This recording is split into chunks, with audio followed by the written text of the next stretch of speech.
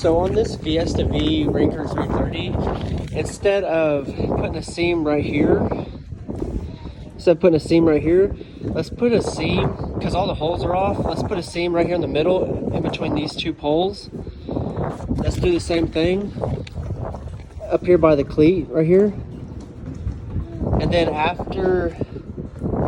so we need to take a 1/4 inch out after the pole and before the pole, because that is where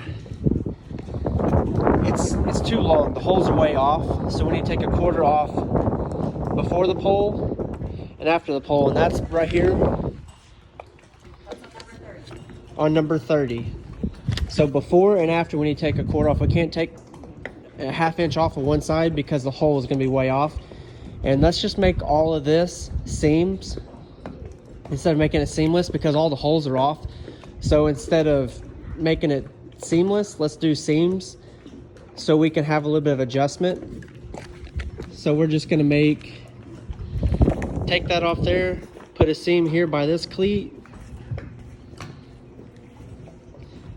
and instead of doing a seamless here, let's make that one piece and just put a seam right here.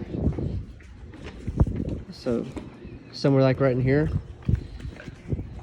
seam wherever we can put it here. Same thing up there, and do it for both sides.